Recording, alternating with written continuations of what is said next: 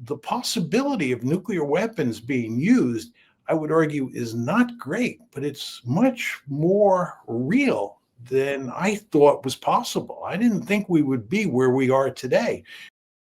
So recently, John Mearsheimer went on Andrew Napolitano's podcast to talk a little bit about Trump's recent decision to arm Ukraine with additional weapons and thereby escalate war in that theater. What the ramifications are for this, not only for Trump, but for Republicans, but also why he believes this has the ability to potentially encourage the possibility of nuclear war with Russia, something we certainly don't want. So let's get his take on it. Please like the video and subscribe to the channel. All right, switching gears to Ukraine, I'm going to play a clip for you of Q&A, edited down because you've seen it already, to Donald Trump about his knowledge of the pause on the delivery of weapons to Ukraine. And then we're going to play what he said yesterday, where he claimed he knew about it all along. And then I'm going to ask you, how do you view this gibberish, Craig? We're going to send some more weapons. We have to. They have to be able to defend themselves. They're getting hit very hard now. More weapons to Ukraine, as you said last night. Last week, the Pentagon paused some shipments of weapons to Ukraine. Did you approve of that pause? We want to put defensive weapons because Putin is not treating human beings right. He's killing too many people. So we're sending some defensive weapons to Ukraine, and I've approved that. Sir, yesterday you said that you were not sure who ordered the munitions halted to Ukraine. Have you since been able to figure that out? Well, I haven't thought about it because we're looking at Ukraine right now and munitions, but I have not gone into it. What does it say that such a big decision could be made inside your government without you knowing? I would know. If a decision was made, I will know. I'll be the first to know. In fact, most likely I'd give the order, but I haven't. How does you think the Kremlin views this? First, he said he didn't know about the delay, and then he said if there had been a delay, he would have ordered it. Well, in fact, there was a delay, and he didn't order it. Then he said, that was yesterday, the last one, I knew all along what Pete was doing. We delayed in order to evaluate how much equipment we have. They are running low on gear. But how does the Kremlin view this gibberish and self-justification? I would imagine that they view it the same way you and I view it, as gibberish and contradictory and the kind of behavior that you would not expect from the president of the United States. I mean, Trump thinks that he can fly by the seat of his pants. He can just get out into public and deal with very important issues off the top of his head. He thinks he doesn't have to think through an issue before he talks about it. He thinks he can just sort of make arguments as he sees fit. And if he wants to change his arguments from day to day or hour to hour, he thinks he can do that as well. This is not an effective way to execute foreign policy. Yeah, the only part in which I'll disagree with Dr. Mearsheimer here is the fact that this is entirely in line with how a president would act and has acted during my entire lifetime to continue the war machine going, even when it's not popular with his own constituency. It clearly isn't. That's actually the reason so many people actually ended up supporting Trump, is because he wanted to, or said he wanted to, draw down U.S. presence in that theater, end the war, disengage from that theater. And he used pretty good rhetoric. I'll even hand him that. He said, constantly he was always saying, I want people to stop dying. And that was the right thing to say. Well, these decisions aren't exactly stopping people from dying. And it's entirely in line with all the presidents of my lifetime, essentially, and how they've handled war. Every time there is kind of a lull in the supply of weaponry, intelligence, resources, money to Ukraine, it's always reversed days later. This happened before, if you remember, I believe in March, where he stopped shipments of weapons to Ukraine for a matter of 6 or 7 days, and then just resumed it once he, got Ukraine's buy-in for a ceasefire that was never going to happen, and a minerals deal that was never going to happen because those minerals exist in the Donbass that Russia's occupying anyway. So that's where we're at here. None of his predecessors have ever come close to behaving this way. This is unprecedented. And the reason it's unprecedented is because all his predecessors understood full well that no president playing with a full deck would behave this way. Right. That's what But you- one that's what wonders what Vladimir Putin thinks when he has conversations with Trump, knowledgeable of Trump's erratic, inconsistent, I'm actually going to call it intellectually dishonest ways. I'm sure that he thinks the same thing that you would think, but you want to remember that Putin really has no choice but to talk to Trump. He just has to pick up the phone and he has to carry on a conversation with him. But of course, the whole time this conversation is going on, he's fully cognizant of what he's dealing with. And basically, I think Putin understands that you don't want to place much stock in anything that Trump says. Yeah, I mean, I have to concur with Mearsheimer in that he certainly talks out of both sides of his mouth more in certain regards than Biden on this. You know, Biden pretty much controlled by the deep state when he was handling this, and we were just supposed to be expected to believe that the country was in good hands and the foreign policy was in good hands under that arrangement. And the Blinken and the Sullivans carrying it out. And that was disastrous, but we really have the same status quo policy here. I do, I can understand more where he's coming from if he's saying, hey, Trump's much more erratic about this than Biden was. That is true. It looks to be true these last few weeks. But we've got a stunning reversal and ultimately manifesting in the same policy. So I think there's a lot of credence to what my friend Tom Woods says when he says that no matter who you vote for, you always get John McCain. And this foreign policy is emblematic of that, just as bombing Iran was, just as appointing Marco Rubio was, just as appointing Mike Waltz was. And that's what we're just getting, regardless of who wins the presidential elections and how they campaign in this theater. And what you want to focus on are the basic facts that surround the situation you're dealing with.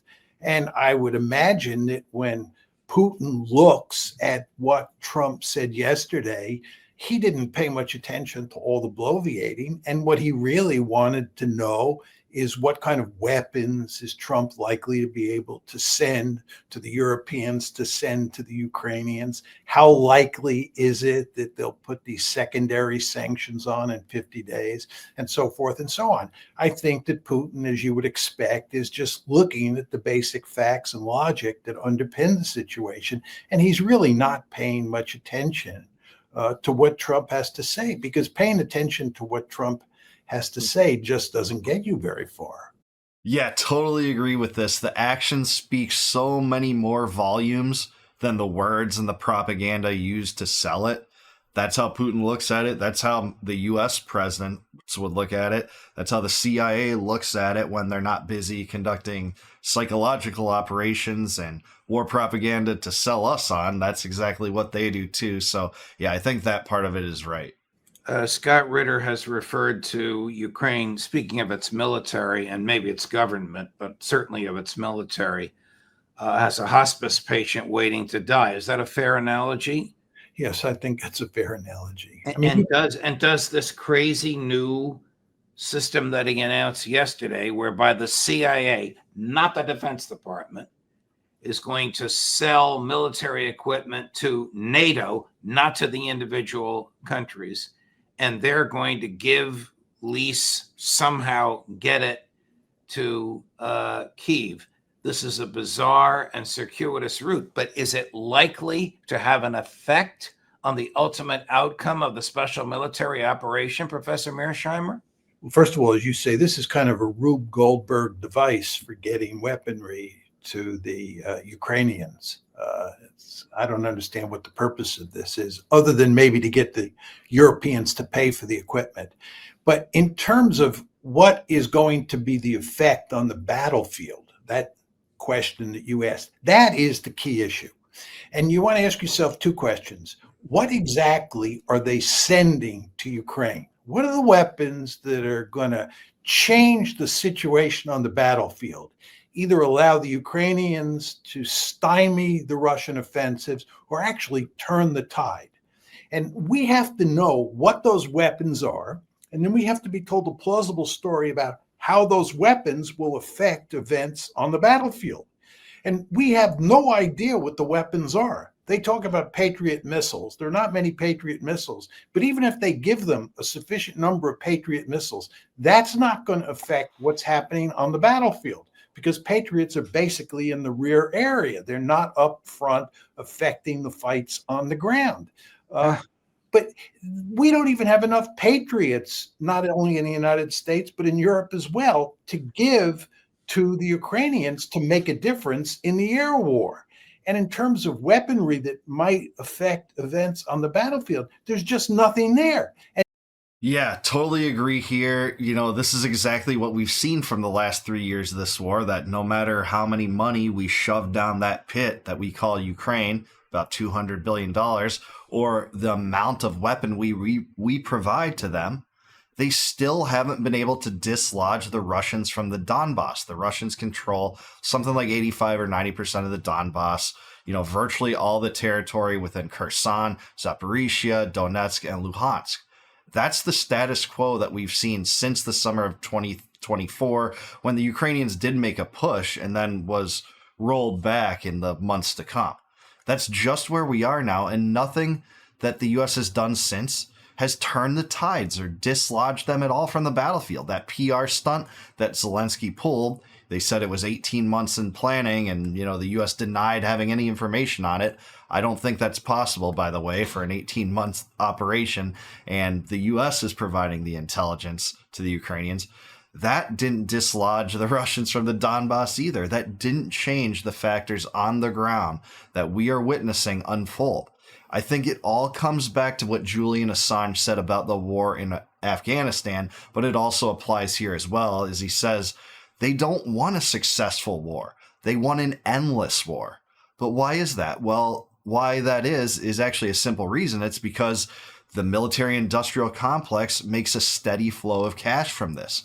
Boeing and Lockheed Martin and Raytheon love this. It guarantees profits that are prolonged, not just high and brief. And that, I think, is what you're seeing here. And that's why all presidents, successfully lobbied end up having the same foreign policy. And nobody in the administration or in NATO has said anything about what those weapons are. So again, this is just empty rhetoric. Trump is flailing. He's flailing because he's failing. You have to understand that. Trump is failing in Gaza. He's failing vis-a-vis Iran, and he's failing vis-a-vis the Russians in the Ukraine war. He has not been successful. For all his talk about shutting down these wars shortly after he got into the White House, none of that's happened. And indeed, what's happened is we've gotten deeper and deeper into the mud. Yeah, man, he said it. I think he's right on point there. No question about it. He said as recently as yesterday, it's Biden's war, not his. I don't think anybody believes that. It is clearly as much his war as it was Biden's. Exactly. There's just, you and I believe it was his war, on January 1st, right? It was. He originally supplied about $400 million in arms to Ukrainians, including the anti-tank javelins. He boasted about that even just a few months ago, by the way. He said, I sent them weapons, even Obama wouldn't send them. And Obama did send them some weapons. But Trump got this off the ground. And no matter how many times he says this is Biden's war and all the theatrics around the war and the campaign and the presidential campaign surrounding the war and all the debates involving the war, and no matter how many times Trump says, well, we wouldn't have that war if I was in power. Well, we are having that war with you in power. You have the choice to dislodge from it, to disengage from it, just withdraw all U.S. support, and that would force Zelensky to sign a peace. That would force the Europeans to have a greater stake in it. Not continuing the flow of arms or the flow of arms to NATO, in which case Ukraine, even if the U.S. does disengage and continues doing that, we'll have a proxy war where the European powers will be our proxy, and then Ukraine will be the proxy of the European powers, and Ukraine will still be fighting Russia. That's not the solution either. So that's where we're at. Mearsheimer's right. Correct. But after what happened yesterday, it's clearly his war. And again, we do want to emphasize that he is not telling us a story about how this war ends, right? And this war, it looks like, is going to go on for a long time. And even once you get a frozen conflict, it's going to be poisonous relations for as far as the eye can see between Russia on one side, the United States, Europe, and Ukraine on the other side. Well, there's no question but that we are at war with Russia. We don't have boots on the ground, but we have equipment there that arrives every day. Yeah, I like to refer to it as an almost war. How about co-belligerency? I mean, the U.S. just bankrolls one side for all the talk of Trump being a Russian asset. He certainly hasn't acted like that. That makes the whole Russiagate hoax even more absurd, by the way. The fact that they're calling this guy fighting, probably the most expensive, prolonged proxy war in U.S. history, a Russian asset, and some of them still, go with that, it is just patently absurd. We're seeing, if nothing else, the most bellicosity toward Russia, that we've ever seen. And that includes Biden. I think the money being spent is about on par with the length of time Trump's been in office. Now, whether Trump asks Congress for more money for Ukraine, that will be a deciding moment. But it's still absurd how much he's turned on this, just like he's turned on providing transparency in the Epstein case and, government cuts like in Doge. There's the schism with Musk. And, how he wouldn't start a new war, and then he bombed Iran. We're seeing it time and time again. It's why dissidents are so sick of this stuff. And no matter who you vote for, again, you always kind of get the same general policies. I don't want to split hairs. Are you concerned about German militarism and the advancement of the German military-industrial complex under Chancellor Merz? Not really. I think the idea that you're going to get the second coming of either Imperial Germany or the Third Reich is not in the cards. That's not going to happen. I think Germany is the most powerful state in Europe, putting aside the Russians. But I don't think that the German military is going to become so powerful that it's going to become a threat to conquer other countries. I think the one thing to worry about is what happens if Germany decides it's going to get nuclear weapons. If the United States begins to pull the security umbrella out from over Germany's head, and that security umbrella, of course, could be called the nuclear umbrella. And the Germans don't have nuclear weapons of their own. The French and the British do, but the Germans don't. The Germans are physically closer to Russia and to Ukraine than the French and the British are. The Germans will be powerfully tempted to get nuclear weapons. And that. Yeah, I agree with that. And I was just going to say, when he brought up the prospect of Germany being the greatest power in Europe outside of Russia, I don't know if I can agree. Just because of the nuclear question, they can't fight that kind of war right now. Maybe that'll change, but right now I don't think they're the greatest power in Europe simply because of that reason. They don't have the ultimate deterrent to another party attacking them. That could be very messy. That could really spook the Russians. So that's my main concern about the Germans. But I don't think the Germans are a threat to conquer Europe as they once tried to do in World War. I recognize that, but do you think this rattles the Kremlin? I mean, there are voices in the Kremlin that are advising President Putin, public voices, to attack German munitions plants. I mean, that really raises this to another level. And I don't think Putin would do it. He's so methodical and careful, but his advisors are asking him to do it. Oh, I think there's no question about that. It'll rattle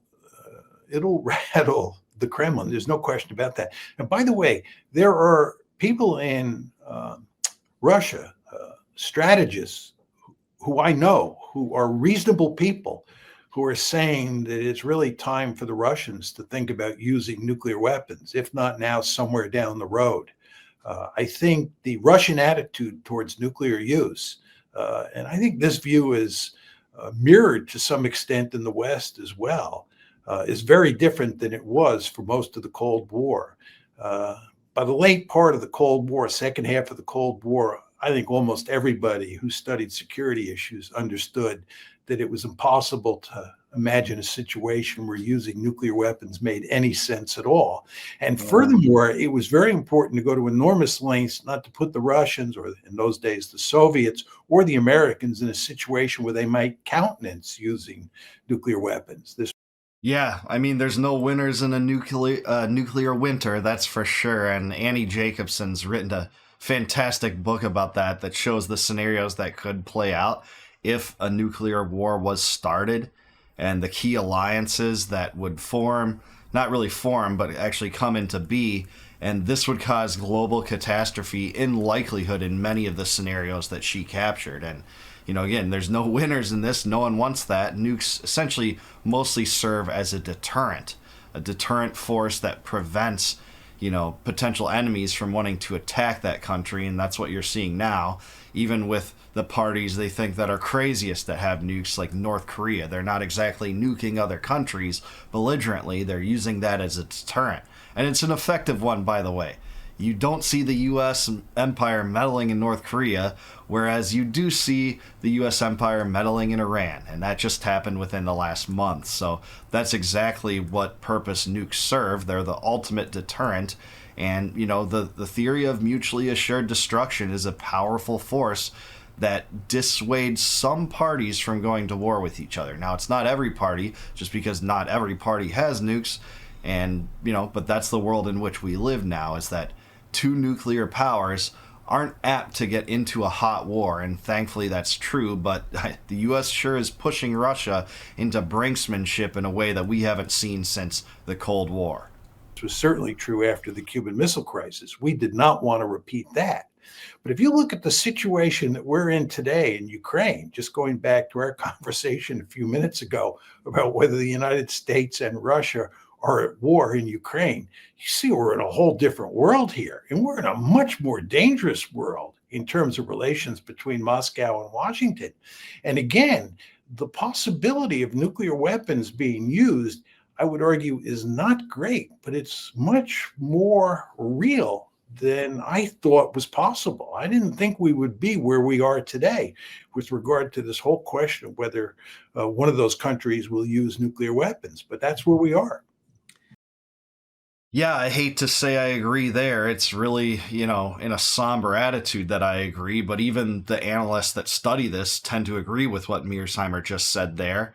And so this is not hyperbole. This isn't just a grand, elaborate kind of fear. It's not fear-mongering on Mearsheimer's side to say this, because those that, again, study this, have a doomsday clock, right? And it's something like 82 or 83 seconds to midnight. It's just about as close as it's ever been right now to being potentially ripe for nuclear war. And again, I hope that is averted. The best way to avert it from the U.S. government perspective is to just withdraw aid. Get on better terms with Russia. Stop talking about stupid tariffs and sanctions on Russia. We don't need that garbage. It's much better if the two countries trade with each other like they were at least, at the end of the last century. That's a better place to be in. Because even when you had, Putin and lovingly in a good relationship with George W. Bush, things weren't perfect between those two parties. The NATO expansion had occurred and the U.S. decided to bomb Serbia for over a month. So there was degradation of that relationship even back then. But at the same time, it was a trade partner, a major trade partner of the United States. And that's about the best situation we can be in. All the nuclear powers should trade with each other instead of antagonizing each other. But most of the antagonism has always come, as usual, from the United States and the empire that the empire builders and the neocons have driven us toward in the last few centuries. So, yeah, Trump has a lot of options at his disposal. He doesn't act like it. He acts like the only option is always to supply more arms to Ukraine, no matter how much they want, no matter how few inroads they're making in the war, no matter how treacherous Zelensky acts, no matter how many totalitarian measures he enacts in his own country, like shutting down churches and banning political opposition, banning oppositional media, expanding draft laws. No matter how many Nazis are conscripted by the Ukrainians and the prominence of the Azov regiment, no matter any of that, he still acts like the only option is to supply Ukraine with more arms. And a lot of the Republican leadership has been that way too. Mike Johnson, did a turn face on that to some extent and drummed up and whipped for more money from Republicans to aid Ukraine in Biden's term. Will they do it again? We'll have to all see. I hope not. But, we're not on a good path here. And I mostly agree with what Mearsheimer said in this interview. But I do want to hear from you. Let me know in the comments below. Is Mearsheimer correct about Trump's decision to escalate the war? Is he under, the delusion that this will be helpful at all? Or is this just, status quo? He thinks that it will, lead him to good favor with the lobbies that have influence over him. Do you see any reason to suspect that there will be a peace in this war anytime soon? Let me know down below that as well. Please like the video, subscribe to the channel, subscribe to Napolitano too. He has an awesome show with awesome guests like Mearsheimer. And please consider becoming a YouTube member. Click the join button below. If you do that, you can support the channel and get access to all my videos before they go live to the general public on YouTube. And until I see you guys next time, no more war, no more debt, no more inflation, and no more empire. Peace out, guys. Take it easy, and I'll see you in the next one.